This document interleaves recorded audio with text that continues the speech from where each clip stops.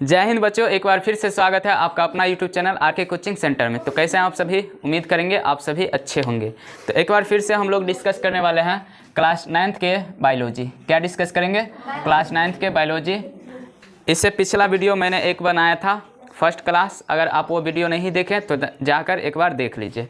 तो देखिए, सबसे पहला बात आपको क्या याद रखना है, अगर आपसे कोई पूछ दे कि मनुष्य के शरीर की सबसे बड़ी कोशिका क्या है, तो क्या जवाब देंगे आप? तंत्रिका कोशिका। क्या जवाब देंगे? हाँ, कल मैंने कोशिका के बारे में बतलाया था कि कोशिका जो है किसी भी जीव के शरीर के रचनात्मक और क्रियात्मक इकाई है, यानी कि कोई भी जीव का जो शरीर बनता है कोशिकाओं से मिलकर ही बनता है। समझे? तो अब बात ये आया कि मनुष्य के शरीर का सबसे बड़ी कोशिका कौन सी है, तो क्या जवाब देंगे आप लोग? तंत्रिका कोशिका। क्या जवाब देंगे? तंत्रिका कोशिका। ठीक है, चलिए, बहुत इंपॉर्टेंट है, इसको याद रखिएगा कि कोई पूछ दे मनुष्य के शरीर की सबसे बड़ी कोशिका क्या है, तो क्या जवाब देंगे? तंत्रिका कोशिका। अब देखिए, दूसरा पॉइंट क्या याद रखना है आपको कि कोई पूछ दे सबसे बड़ी कोशिका किसकी होती है, तो कहना शुतुरमुर्ग के अंडे की कोशिका। सबसे बड़ी कोशिका किसकी होती है? शुतुरमुर्ग के अंडे की। समझे? शुतुरमुर्ग के अंडे की कोशिका सबसे बड़ी होती है। समझे? शुतुरमुर्ग देखे हैं? कहाँ देख लिया? नहीं देखे ना? फोटो में है ना? सबसे लंबी पक्षी होती है। ठीक है, शुतुरमुर्ग उड़ती है कि नहीं? नहीं सर, उड़ती नहीं है, स्पीड में दौड़ती है। समझे? समझ में आया ना? उसका जो अंडा होता है बड़ा बड़ा होता है, इतना बड़ा बड़ा। समझे? समझे? इतना बड़ा बड़ा अंडा होता है। समझे ना? हाँ, बहुत बड़ा बड़ा पक्षी होता है। समझे? तो उसके अंडे की कोशिका सबसे बड़ी कोशिका होती है। अब देखिए, कुछ जीवों का शरीर जो होता है ना, सिर्फ एक ही कोशिका से बनी होती है, सिर्फ एक ही कोशिका से बनी होती है, उसको कहा जाता है एक कोशिकीय जीव। क्या कहा जाता है?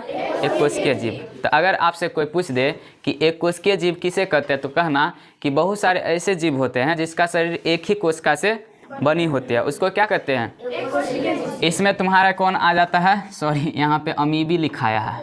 अमीबा क्या होता है? अमीबा, पैरामीशियम, क्लेमाइडोमोनास, ये सब जो है एक कोशिकीय जीव है। ये सब क्या है?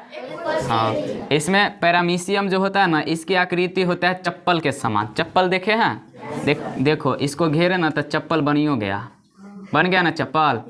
तो इसी आकार का होता है पैरामीशियम। ऐसा ही कौन होता है?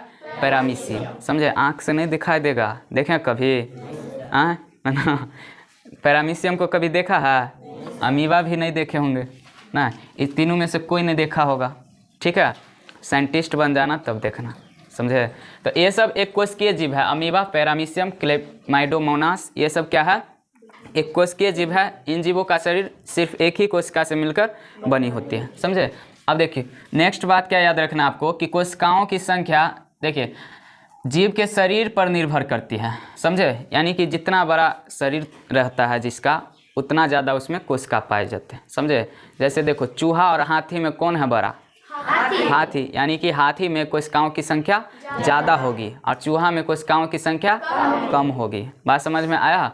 उसी तरह से पेड़ की बात करेंगे तो सबसे बड़ा पेड़ कौन होता है? सबसे भयंकर पीपल का या बरगद का पेड़ होता है ना। तो बरगद के पेड़ में सबसे ज़्यादा कोशिका पाए जाएंगे। समझे? जबकि दूसरा पेड़ में बरगद से कम पाए जाएंगे। बात समझ में आई? यानी कि जितना बड़ा शरीर होगा उतना ज़्यादा उसमें कोशिकाओं की संख्या होगी। ठीक है, देखिए, ये था एक कोशिकीय जीव। अगर आपसे बहु कोशिकीय जीव पूछ देता ना, तो आप इसका सीधा उल्टा कर देते। इसमें एक ही कोशिका से मिलकर जो बनी रहती है उसको एक कोशिकीय जीव। उसमें बोलेंगे जिन जीवों का शरीर अनेक कोशिकाओं से मिलकर बनी होती है, यानी बहुत सारी कोशिकाओं से मिलकर बनी होती है, उसको क्या कहा जाता है? बहुकोशिकीय जीव। तो बहुकोशिकीय जीव यहाँ नहीं लिखाए हैं, लेकिन आप खुद से बोल सकते हैं ना। कहेंगे जिन जीवों का शरीर बहुत सारी कोशिकाओं से मिलकर बनी होती है उसे क्या कहते हैं? बहुकोशिकीय जीव। क्या कहते हैं? ये बात समझ में आ गया ना कि कोशिकाओं की संख्या जीव के शरीर पर निर्भर करती है कि नहीं? है ना? हाथी है तो उसके शरीर में ज़्यादा कोशिका पाए जाएंगे, बहुत ज़्यादा, जबकि चूहा के शरीर में कम। ठीक है, बात समझ में आया ना? अब देखो, 1831 में रॉबर्ट ब्राउन नाम के वैज्ञानिक थे। रॉबर्ट ब्राउन, याद रखना। ठीक है, रॉबर्ट ब्राउन आगे काम देगा। ठीक है, रॉबर्ट ब्राउन नाम के वैज्ञानिक थे। उन्होंने बताया कि प्रत्येक कोशिका के केंद्र में एक गोलाकार रचना होती है। समझे? जिसको इन्होंने केंद्रक कहा। क्या कहा? केंद्रक। समझे? देखिए, जैसे ये कोई कोशिका मान ले। ठीक है, तो यहाँ पे ना एगो गोलाकार रचना होती है। केंद्र में, केंद्र मतलब सेंटर में, बीच में, तो उसका इन्होंने नाम दिया केंद्रक। क्या नाम दिया इनका? केंद्रक। इसका क्या नाम दिया? केंद्रक नाम दिया। बात समझ में आया? तो कोई पूछेगा कि केंद्रक का खोज कौन किया, तो कहना रॉबर्ट ब्राउन। बात समझ में आई? अगर कोई पूछ देगा कि कोशिका के अंदर केंद्रक की खोज किसने की, कहना रॉबर्ट ब्राउन।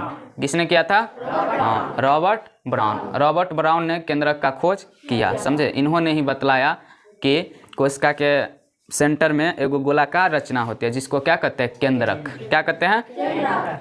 अब देखो, पुरकिंजे नाम का एगो वैज्ञानिक था, विद्यार्थी बोल रहे हैं। पुरकिंजे नाम का क्या था? एक वैज्ञानिक, पुरकिंजे। सब चिंता है इसको? नहीं चिंता है? चलो, तो पुरकिंजे नाम क्या नाम है? पुरकिंजे। देखो कैसा खतरनाक नाम है ना। तो पुरकिंजे नाम का एगो वैज्ञानिक था जिन्होंने 1839 में कोशिका के अंदर पाए जाने वाले अर्ध तरल, देखो अर्ध तरल, तो अर्ध का मतलब क्या होता है? आधा। अर्ध का मतलब तरल मतलब समझते हैं? तरल मतलब ये नहीं कहना तरुआ तरल तरल मतलब होता है जो बह सकता है, समझे? जैसे पानी, दूध, समझे, और तेल, ये सब तरल पदार्थ है। ये सब क्या है? तो अर्ध तरल का मतलब ये हुआ, जैसे क्या बोलते हैं, शहद देखा, मौध, सब देखा है ना। तो वो जैसे पानी बहता है वैसे मौध बह सकता है, वो मोटा होता है, समझे? तो मौध हो गया तुम्हारा अर्ध तरल। क्या हो गया? अर्ध तरल हो गया, समझे? वो क्या हो जाएंगे?